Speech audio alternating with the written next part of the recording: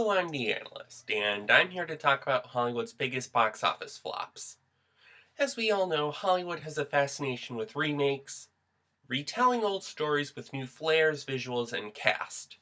This in particular applies to live-action interpretations of animated films, or rather, reinterpretations of Disney animated films.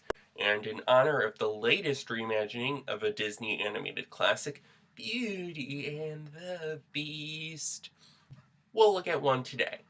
The trend kicked off in 2010 with Alice in Wonderland, which made over $1 billion worldwide, and made everyone up in Hollywood look at Disney animations and fairy tales to become major successes. And if you think that's what I'm talking about today, think again, as the Nostalgia Critic already covered it. And I'm staying away from films he's covered for the time being. While some hits such as Maleficent and The Jungle Book, others like Jack the Giant Slayer were major box office failures. In 2012, however, came one that fared in the middle, Snow White and the Huntsman. It outdid generally modest expectations, opening with $56.2 million domestically, and wound up making $396 million worldwide. You'd think that was a hit, but considering how it cost over $270 million in production and marketing expenses, it wasn't. However, Universal found the film successful enough to spawn a sequel, and 4 years later came The Huntsman, Winter's War, which was far less successful, which is why it's being featured on this show. The film sees Chris Hemsworth reprise his role as Eric the Huntsman, who goes on a quest to prevent an ice queen from acquiring the magic mirror. Actually, only a few cast members reprised their roles for this sequel. Aside from Hemsworth, only Sam Claflin, Nick Frost, and Charlize Theron return, while the titular character of the original Snow White, who was portrayed by Kristen Stewart, is only mentioned. Of course, that probably had something to do with the fact that Stewart had an affair with the original film's director, Rupert Sanders. The film opens with narration from an uncredited Liam Neeson explaining how Queen Ravenna, again portrayed by Charlize Theron, took control of the kingdom, as well as the relationship with her sister Freya, portrayed by Emily Blunt. Ravenna learns that her sister is having an affair with a nobleman and is having a child that will eventually become far more fair than her. Said child is later killed by its father, resulting in Freya's ice powers surfacing for the first time, and she departs, establishing her own kingdom in which she kidnaps children to serve as her huntsmen, raising them to never love and to serve as her conquerors. Years later, having conquered most of the north, her top two huntsmen, Eric, Chris Hemsworth, and Sarah, portrayed by Jessica Chastain, have fallen in love and secretly married, and both have incredibly bad accents. We access the sanctuary from there. It wouldn't matter. You'd leave again. Infuriated, Freya challenges them to prove love conquers all. And while they attempt to do so by fighting off the other huntsmen, she ends up creating a barricade of ice that separates the two, and Eric watches as Sarah is stabbed. Wait! In Snow White and the Huntsman, the film's predecessor, Eric's wife is said to have been killed by Finn. The bastard even admits it outright! But here, she is simply stabbed by some guy who clearly isn't him. We're not that long into the film, and we already have a gaping plot hole. Eric is thrown in the river and left for dead. 7 years later, and picking up after the events of Snow White and the Huntsman, Eric is informed by William, also the king and Snow White's husband, that His vow to Queen rid her has kingdom fallen of sick it, because the mirror for its darkness cannot be stopped. just like most celebrities who end up with fame. 2 weeks. Wait! In the first film, didn't it become clear that Snow White loved Eric more than William? Eric's kiss is what brought her back after she ate the poison apple.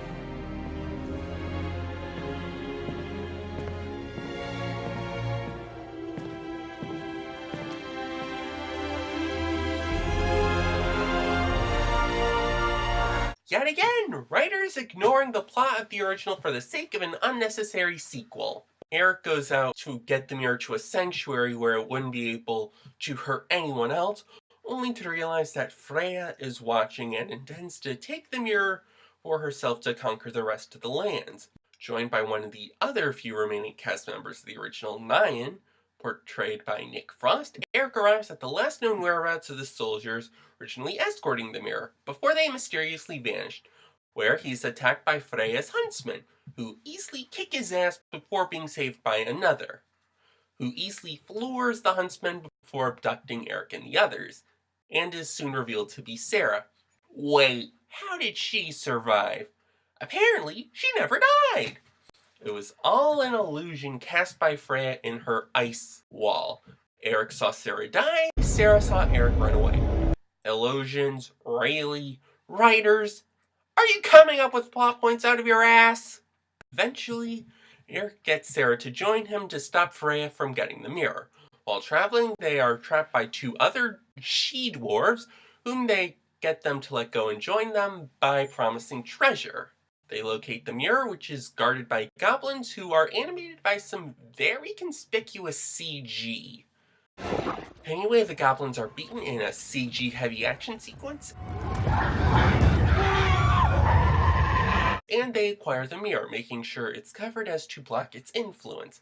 Unfortunately, Freya shows up as Sarah turned out to actually be a mole for her, and Freya takes the mirror, freezing Nyan with her powers, and ordering Sarah to kill Eric, which she seemingly does, only for the arrow to have hit a pendant Sarah gave Eric earlier on, meaning she faked his death. Eric and the remaining dwarfs travel to Freya's castle to keep her from using the mirror. Unfortunately, they are too late as Freya says the signature phrase, "Mirror, mirror on the wall, who is the fairest of them all?" releasing the spirit of her sister, who became one with the mirror after her death. Seriously? You can't find anything better than to bring back the villain of the original in an extremely contrived way? Anyway, Ravenna covertly takes control of Freya's forces, intending to use them to exact revenge against Snow White. Eric tries to kill Freya, but Ravenna stops him, and he and Sarah are then captured and sentenced to death. Eric is successfully able to incite rebellion among some of the Huntsmen, which results in Ravenna attacking them. Freya, in what can be considered an act of love, creates an ice wall to protect them from Ravenna, and soon realizes the most predictable plot twist ever. Ravenna was behind her child's death! Come on! In the first film, she wanted to eat Snow White's heart to live forever. Would murdering an infant to remain the fairest of all really surprise people? Freya attacks Ravenna, but she is fatally wounded, and as Ravenna takes down some of the Huntsmen, Freya freezes the mirror. Eric then throws his axe, destroying it, and Ravenna and her death is done in pretty lame CG.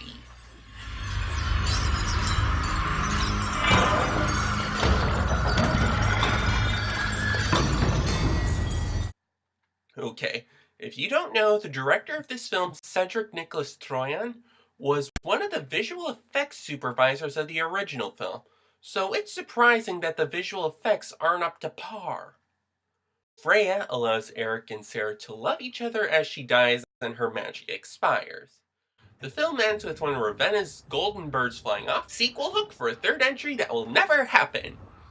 And that was The Huntsman Winter's War, which is one of the most unnecessary sequels of all time. The uneven acting, the lackluster writing, the frenetic action sequences all return from the original, and what little else does return is so frequently portrayed to make an angrier version of Frozen. This emphasizes one of the major issues in Hollywood. Just because you can make a sequel to something doesn't necessarily mean you should. Hey, did you know that Frank Darabont was supposed to direct this, but he ended up dropping out? I wonder what the film would have been if he stayed on. a Stephen King-inspired horror drama about the Huntsman fighting off an evil queen who uses her ice powers to terrorize the populace? That sounds way more interesting. Universal gave this fantasy a $115 million production budget, plus another $70 million to market and distribute. The film was tracking to open with around $30 million, or around 60% of its predecessor, but instead opened in second place with just $19.4 million, which marked less than a third of the actual winner, Disney's live-action adaptation of The Jungle Book, which was in its second weekend. It fell a staggering 65% from the original Huntsman, and that was despite adding 4 years of ticket price inflation. Of course, the marketing was more about Ravenna than Eric or even Freya, and didn't focus all that much on story and character, looking second-rate against the much better Jungle Book, and then supported by a weak 17% approval rating on Rotten Tomatoes. It fell 51% in its second weekend, which was admittedly a better hold than its predecessor, which fell 59%. This was due to having a slightly better cinema score, a B+ versus the original's B, and weaker competition, as the original had Prometheus and Madagascar 3 in its second frame. This film only had Keanu and Ratchet and Clank. Captain America Civil War arrived in its third frame and it crashed another 59%, ending its run after 15 weeks with just $48.39 million, or 69% less than the original. Overseas, it wound up taking a dip from its predecessor, going from $241.3 million down to just $116.6 million.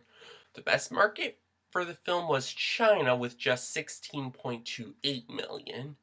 All other markets made less than $10 million, with quite a few major markets, like South Korea and Spain, making less than $5 million. After theaters take their cut of the gross, Universal would see back just $66 million, almost covering their ad spend, but the budget would be lost.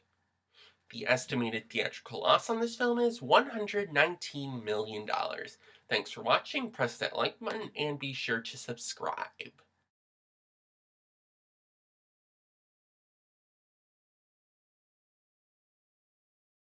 Shouldn't be too hard. Love conquers all.